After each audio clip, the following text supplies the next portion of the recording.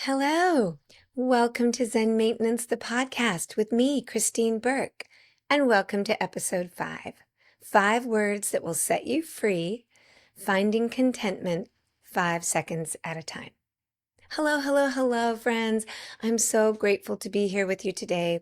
Truly, I'm grateful to myself for following through on my 2025 New Year's Eve intention to launch a podcast that would bring a little more light to the world. And I am ever so grateful to you for showing up today in curiosity, in the spirit of self-care and self-discovery, and living your most interesting, creative, authentic life, and opening to more joy, more healing, more living. I'm thankful to you for sharing the podcast with those near and dear to you, and I'm very, very excited about today's conversation. It's one of the most powerful practices I know, and I use it literally every day to navigate away from overwhelm and into peace. So, what can you expect from this episode? You can expect to find a practical and simple tool that will settle your mind and body when life gets to be too much, or it feels like you're not enough. What do I mean by too much? Too much of anything or too much of everything. Take your pick. We will dig into it and see what your too much is, and then we'll give you a soft place to land that opens your heart to the cure of gratitude and the comfort of satisfaction. But first, let's take a few mindful moments. So wherever you are, even if you're on the move or driving your car or busy in some way, just let yourself soften. Just come into the now a little bit more than you were. And if you're able to, we'll close our eyes. We'll soften the body into whatever seat you're sitting on, or maybe you're even lying down. If you're leaning against something, let it support you. Those of you who are busy and moving, just feel the support of the ground, the earth underneath you. Know it's there. Take a clearing breath with me. Inhale through your nose and let it go through your mouth. 2 more. Inhale through your nose and let it go through your mouth. 1 more on your own timing.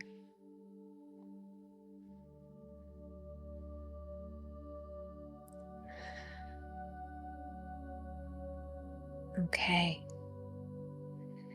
So our mindful moment today will involve a mudra, a hand yoga position, and a special breath. So let's take the mudra first.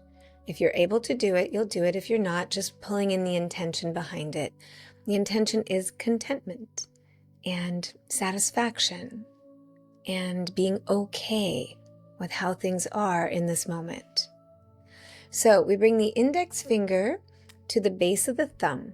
Right here, this is called the mound of Venus. We're going to go there. So if you cannot see me because you're not on YouTube and you're listening, your index finger is just at the base of your thumb, right before that kind of muscular part of the thumb rounds up.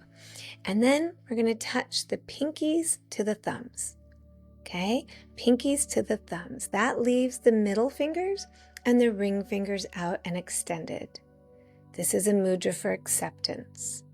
So we're intentionalizing the position with our hands and the moment toward acceptance. Go ahead and close your eyes if they were open, and you can place the mudra down in your lap, maybe resting on your thighs or on the arms of a chair, whatever's most comfortable. And then we're moving into a breathing practice called Durga breathing. It's 3-part inhale with pauses between each little chunk of breath. And the exhale is blowing through the lips like you're blowing through a straw. So let's begin. Inhaling 1/3. Inhaling another third. Inhaling another third. And out through your lips. Okay, all the breath goes. You can do this breath while you're driving, as long as your eyes are open and without the mudra, of course. You can do this breath pretty much anywhere. The most optimum setting would be taking some time to practice it still and with your eyes closed. But every little bit counts, as long as you stay alert if you need to. So we're going to do this breath together for 2 minutes. I'll get us going again. Let's take another clearing breath. Just a full inhale through your nose and a soft jaw exhale through your mouth. Feel your body let go a little bit. Closing your lips gently and beginning inhaling 1, inhaling 2, inhaling 3, and letting it all go through your lips. All the way out. Inhaling 1, inhaling 2, inhaling 3,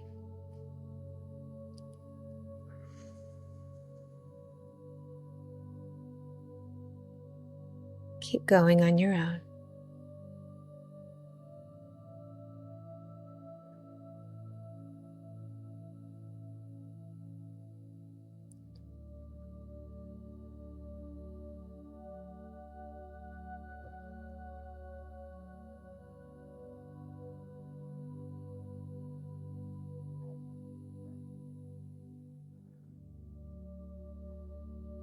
Continuing to stay focused, moving up 3 floors like you're in an elevator, nice and slow, with a pause between each one.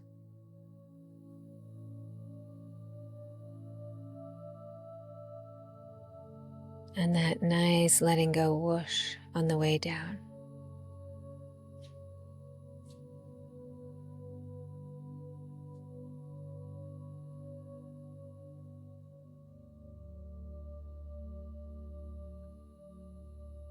If you're in the mudra, begin to gently release the mudra. That might have felt like quite a stretch. Turn your palms down and let them ease out, spread out through the fingers, and continue your breath.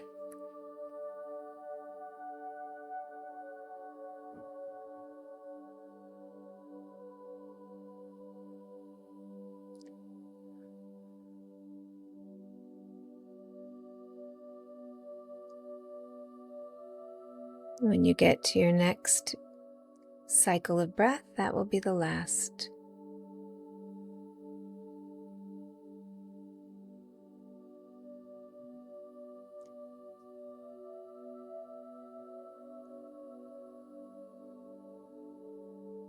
Okay, when you complete that, just notice your position, and if you've kind of crumpled in your relaxation, bring yourself a little taller if you're sitting. Feel the body, notice the mind, perhaps more settled and grounded than when we began. And then we'll slowly open your eyes.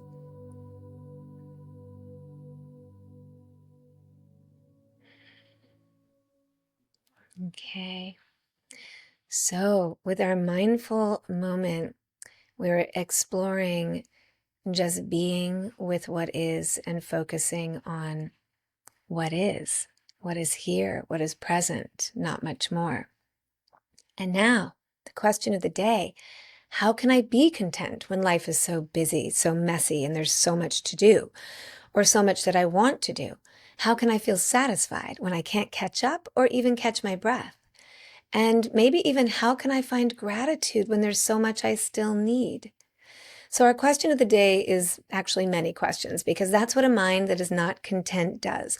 Throws up obstacle after obstacle to what we're hoping to attain, right? So let's just slow it down and take it back a step.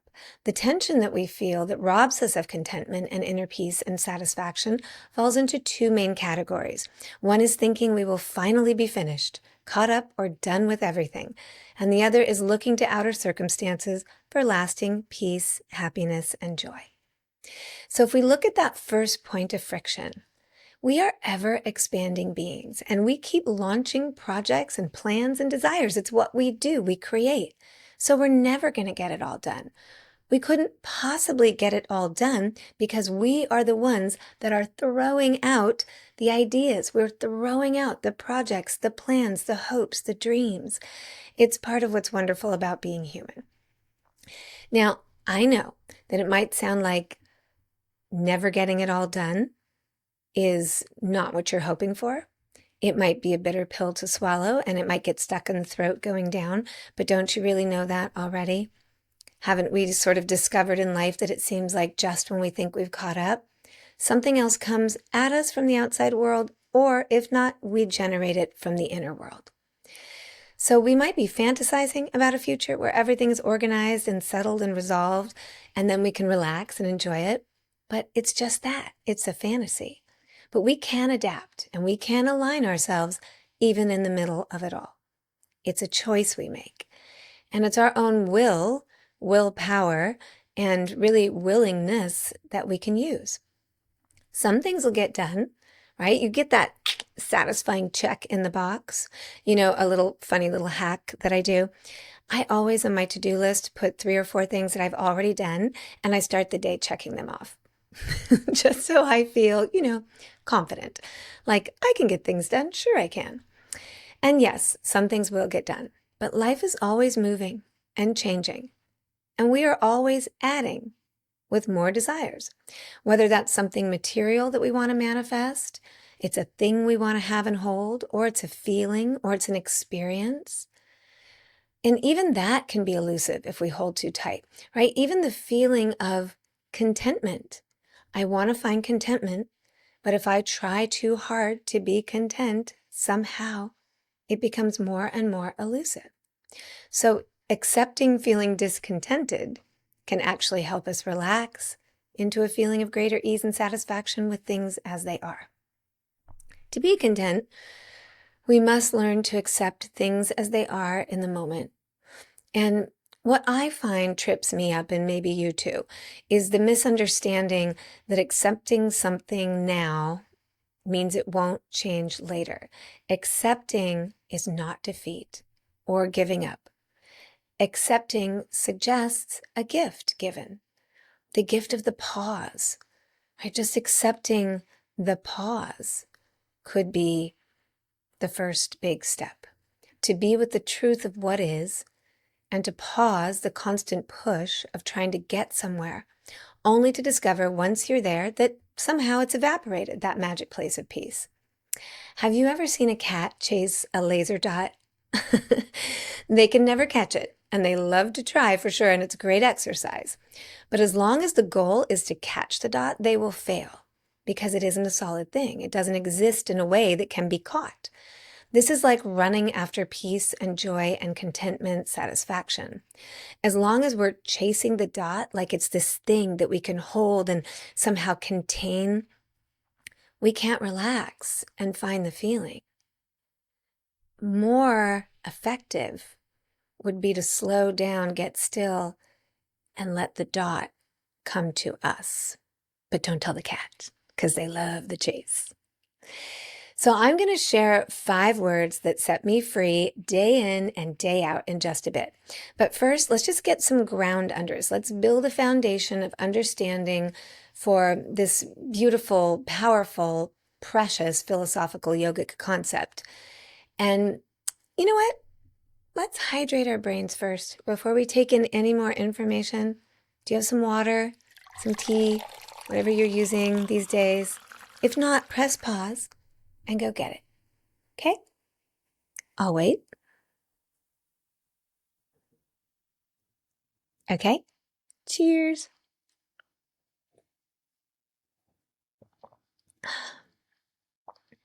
Why don't we be content for a moment with something as simple as hydration? Because truly, how fortunate we are that we can just reach over and get it. So, Santosha. Santosha is the beautiful Sanskrit term and concept, and it's one of the niyamas. which is in the eight-limbed path of yoga, which has been mentioned in this podcast on several occasions. Usually, so far, we've mentioned the yamas. This is the niyamas. It's a practice of cultivating deep contentment, Santosha is, regardless of external circumstances. So rather than relying on achievements or possessions or perfect conditions to feel at ease, Santosha encourages an inner steadiness, a quiet enoughness that comes from being fully present with what is. It doesn't mean apathy or complacency, or, as I mentioned earlier, defeat. It's about releasing the constant striving and comparison so you can act from clarity rather than urgency and scarcity. And it doesn't mean we don't get to go after the things we love. I mean, honestly, we are humans living in a material world, and we created it, and we like it. We love it.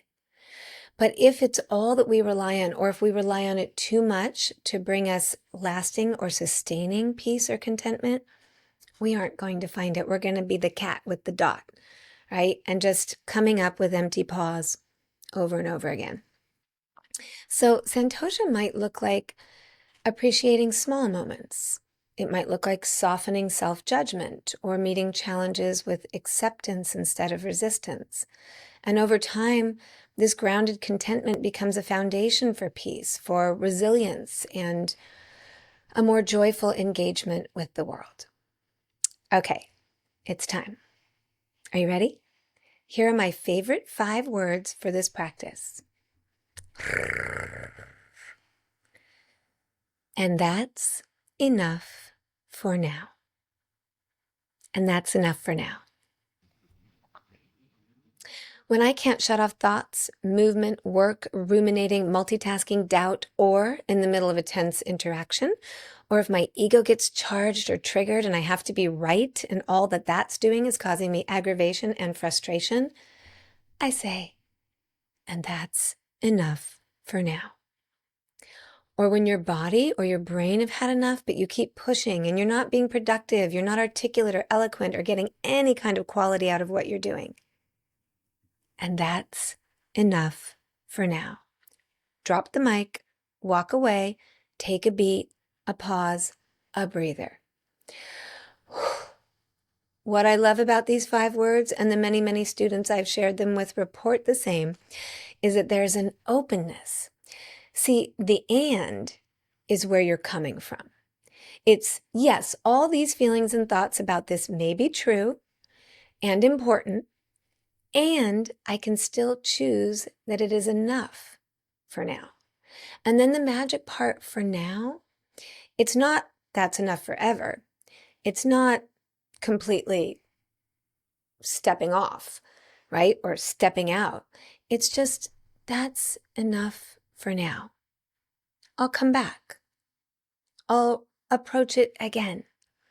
I'll get clear, get calm, remove the chaos, the urgency, the stress, the anger, whatever's going on.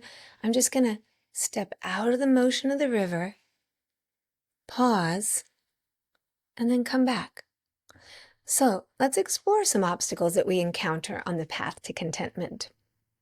And let's keep in mind that this is the season full of holidays and heading toward the end of the year where we have the potential to feel the greatest moments of peace and joy, and also the potential to feel intense pressure and stress to keep up, to do everything to celebrate the season perfectly. Perfect clothes, perfect decor, perfect social life, perfect gifts, plans, etc. Perfect travel. Not possible. So if we get all tangled up, we lose the light, which is what this season is all about. So what gets in the way in any season, but especially now? Well, chronic comparison. Now, social media, used wisely, we know, is an inspiration, a place to connect and share.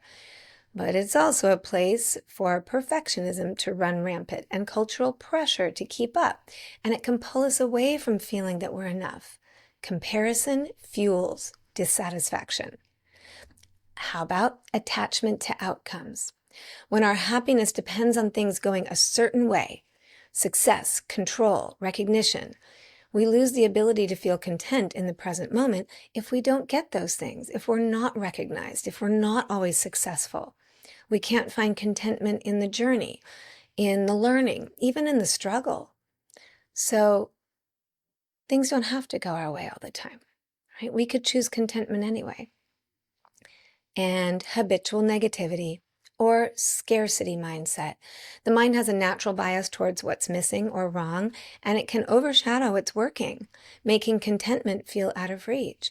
And if you add into that other people's opinions, and let's face it, during the holidays, we are surrounded by more other people. There are other people that we love. There are other people that are in the way when we're trying to get things done. There's just other peopleness.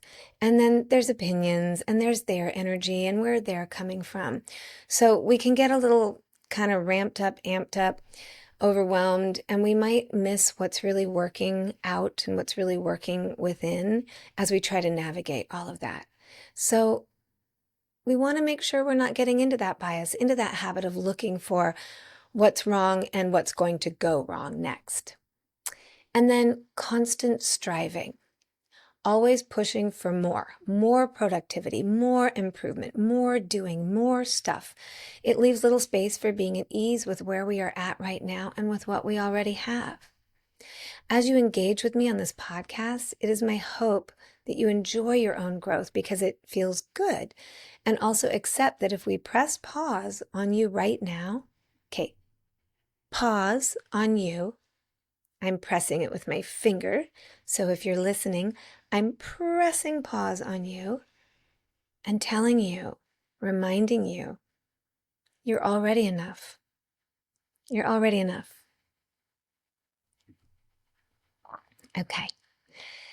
So all of this working on ourselves, working with ourselves, learning, being in the school of life isn't meant to somehow suggest that we're broken or never going to be fixed enough to just enjoy things. It's a journey of growth. It's something to study. It's a school of life. And we're interested in ourselves. So that's a good thing. We're not going to get bored. So another obstacle on our path to contentment, external validation. If our sense of worth depends only on approval from others or mostly on approval from others, Santosha, this feeling of grounded inner stability, becomes unstable because it's tied to things we can't control.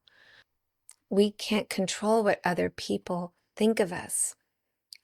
So we don't want to give them all the power over our own sense of inner peace or contentment. If you find that you're leaning too far into that, and it's all of the opinions, it's the likes or not getting the likes, it's the comments or not getting the comments, it's the around the dinner table conversation not going your way, just say silently to yourself or grab that mudra if you can remember it and just say, and that's enough for now. And what you're saying that to is that's enough of me giving away my power to what everybody else says and thinks about me. Okay, moving on. Overwhelm and overstimulation. This can be an obstacle. Schedules that are too busy, trying to multitask too much, digital overload, too much screen time. It all keeps the nervous system in alert mode, which makes it harder to access peaceful contentment. So taking breaks from all of it. Resistance to what is. When we fight reality, wishing things were different, better, or easier, we create tension that blocks acceptance and gratitude. Gratitude in your attitude, not just a platitude, a cure. I really see it as a cure. So speaking of seasons, let's just go back to the season we're in, because it's the perfect time to dial up gratitude and make it daily. There are so many little ways that we can bring it in. Here's a common example of me putting all of this into play that's very specific to this season. I get really energized and creative and excited at this time of year, and there's a lot of things I want to do. So in addition to decorating my home, planning out our holiday bucket list of activities that we're going to take on, figuring out what sorts of gifts I want to send, and making my work feel like the season and have that extra little bit of sparkle. I often decide to do things that I absolutely do not have time for right now, like organizing the biggest closet in my house, or taking on a project that could be done at some other time when there happens to be a little less on my plate, but suddenly has to be done now. For example, building a new home for our guinea pig. So I haven't mentioned it, but here in the Zen Maintenance podcast studio, there is a co-pilot, and his name is Mr. Cow, and he's our family guinea pig, and he means the world to us. So I decided for my aesthetic pleasure and for his life pleasure to give him an upgrade and build him, well, it came in a box, but has a lot of pieces and a lot of stuff to put together, and it's big, a new home, a new beautiful home. So in the middle of pulling out all the boxes for holiday decorating and planning out all of the aforementioned activities, I decide to take on this project of building a giant guinea pig mansion. And cut to the not so pretty part. Me sitting in the middle of the living room, surrounded by boxes of decorations, surrounded by wadded up paper, tons of dust on the floor, this box with all of the styrofoam everywhere, and a million pieces to put together for Mr. Cow's new home. And I'm tired and I have work to do that isn't about any of that. And I'm feeling like, whose idea was this? I'm not feeling grateful. I'm not feeling joyful. I am most definitely not feeling content. So luckily, I pressed pause and I said, Christine, and that's enough for now. And I step away and I take a look at this gigantic mess, which is the exact opposite of what I'm going for in my home right now. And it looks like a tornado hit it. And there's just me standing there. And I think, what can I do? How can I get back to gratitude here? How can I get back to calm, to contentment? I definitely cannot relax in my house this evening with this. And then I said, yes, I can. Actually, that's what I spend most of my time doing, is getting to a place where I actually could sit down in the middle of the mess and find contentment. So I sat down, I crossed my legs, I took a mudra, 5 slow breaths, chose to be in gratitude for all of this stuff. How fortunate am I to be surrounded by so many beautiful things, and even some unbeautiful things, but really, it's not so bad. And then I had this spark of clarity. I need help. So I went to TaskRabbit, and I don't have the sponsor that is TaskRabbit, but I wouldn't mind, because TaskRabbit brought me Igor, this giant, wonderful Russian man who came to my home and put together the most beautiful guinea pig mansion you could ever imagine. And it was so much fun because he's from Ukraine and doesn't speak any English, and I'm from here, Los Angeles, California, by way of some other places, but all in the United States, and I don't speak any Russian. But we had a great time together, and he did a beautiful job, and Mr. Cow is, well, if he could smile, he'd be smiling right now. So that's a real life moment of inaction. I take a pause, I say, and that's enough for now. I do a little breathing, I get a little grounded, I have a clear idea. I invite in some help, and I was rejuvenated, and things got better. So when we can sit in our mess in a beautiful way and get to the point where we can practice inner peace with everything undone and everything unresolved, that's a real gift that we can give ourselves. And that gift I gave myself in that moment has continued to roll out and give me more contentment, more inner peace, more confidence. So deciding to take on too many things, the big closet, the holidays, the new guinea pig home. Oh, I forgot that I was thinking I was going to add the garage in there. Hiring Igor for Mr. Cow. This is knowing when to ask for help. Right? This is just stepping out of our own monkey mind, getting grounded and getting clear. So, ways to follow up on the phrase and experience Santosha in everyday moments. Practice MGM. Yes, like the movies, like the lion, mini gratitude moments. Take a few seconds throughout the day to notice something simple that feels good, like when we stopped and we took a sip of water, a cool drink, a warm drink, a quiet moment hearing the rain, the way sunlight hits a wall, someone you love nearby reading a book. These tiny acknowledgments train the mind to see enoughness and to see your enoughness in the present. The next one, no comparison zone. When you catch yourself measuring your life against someone else's, gently redirect your attention to your own path. Even the small shift is Santosha. You might share this with your family. Today, we live in the no comparison zone. Next, simplify where you can. Declutter a space or your schedule. One thing that brings great relief is to have a paper calendar. Yep, very old school. And block off squares. Or I use clouds and I write in it free or space or open, anywhere where I have an open block. I've been doing this for years and it declutters my mind just looking at it. You'll fill it up, but at least you can see some room to just be if you need it. Reducing excess can make it easier to appreciate what truly matters to you. These are things that we know, but in the busyness, in the clutter of life, we might forget to just stop and practice what we know. Or if it is a newer concept to you, to take that moment to think about decluttering in little ways. It doesn't have to be monumental, right? You don't have to have Igor come over, though I would highly recommend it.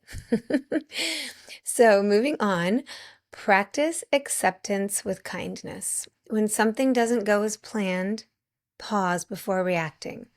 See if you can meet the moment with this: I have everything I need right now. I have everything I need. I have everything I need. Acceptance softens resistance without shutting down growth. I often will employ that when I feel myself starting to get worked up. Just take a pause, step out of the room, tell myself that I really do have everything I need, even if it isn't going the way that I'd like it to.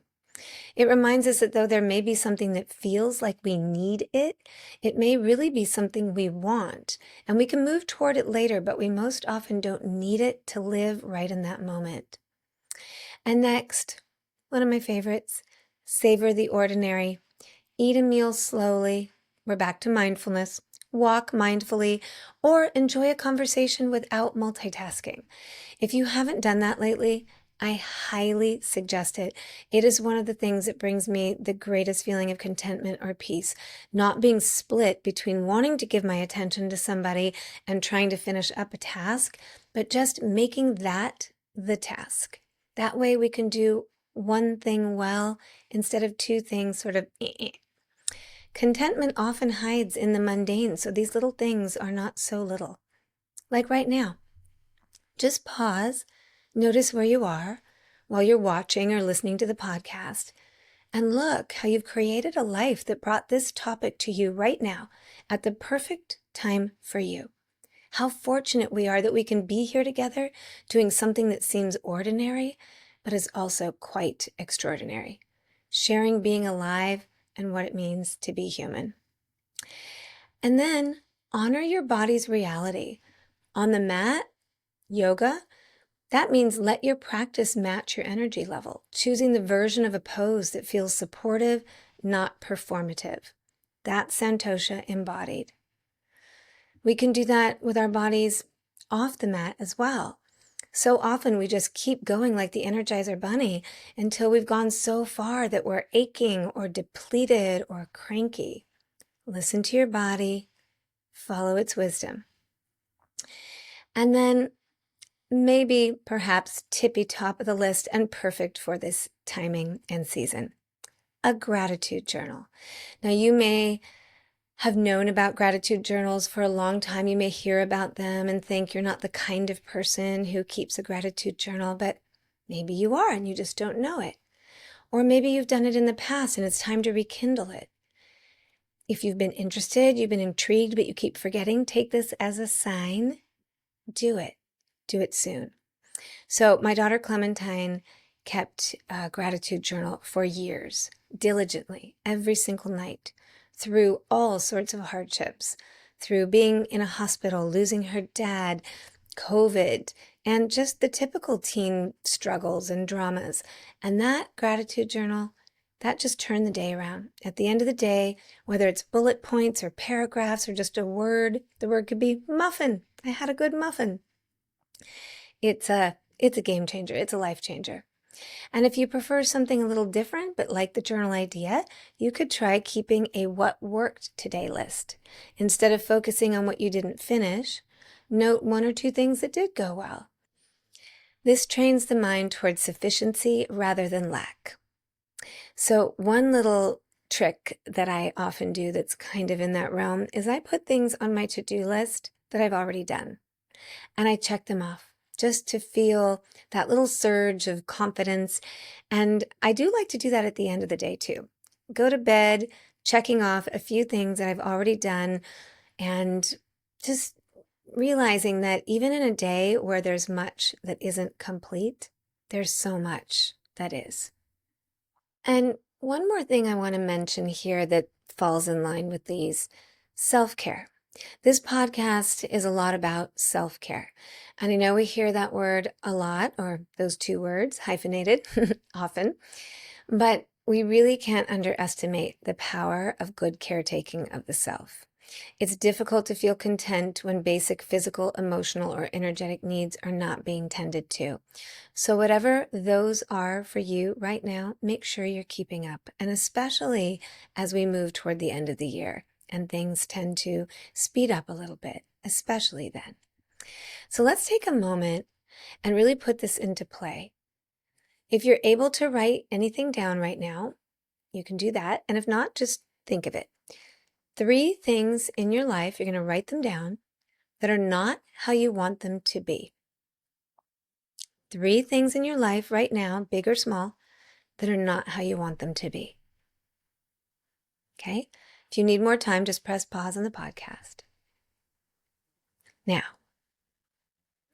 can you choose just for today to stop pushing against that?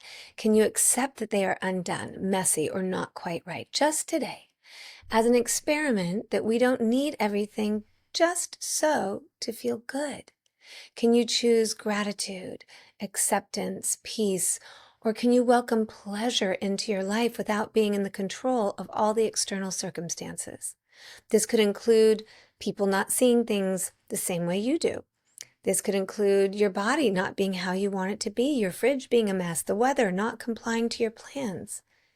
Can you love yourself and your life today and still want to make progress and change, even if it doesn't happen today? Of course you can, and so can I. And this way we can truly not miss the gift of life that is in our very hands every day. The practice of Santosha and contentment, not a fixed destination. The very nature of it is a practice. So it's an example of itself. To find that peaceful satisfaction is a choice we can make in the moment, and in this way we are in control. Even as we let go, we are exerting our deepest power by letting go of the reins. So let's close our eyes, if you can, or just soften into yourself wherever you are, whatever you're doing. Coming back to the 3-part breath, I often call this elevator breath. And we are traveling up 3 flights into a higher state of calm awareness with each breath. And we are leaving discontent behind. Inhaling to the 1st floor, which is ease. Inhaling to the 2nd floor, which is peace. Inhaling to the 3rd floor, contentment. Exhaling through your lips, resistance. Inhale ease. Inhale peace. Inhale contentment. Exhale resistance. Inhale ease. Inhale peace. Inhale contentment. Exhale resistance. Inhale peace. Inhale ease. Inhale contentment. Exhale resistance. Go right to the top. Inhale contentment. Inhale peace. Inhale ease. Exhale.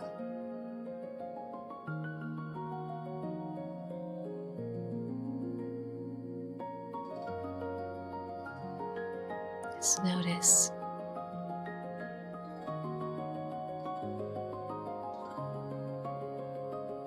Okay, if your eyes were closed, slowly open them and welcome in the light. Sitting right here in the light. I am so grateful for this time with you, for the time you put into creating your most wonderful life, and for being a light in this world. Please remember to share the podcast. Someone you know needs this message now. I can't wait to be with you again. And that's enough for now. See you next time.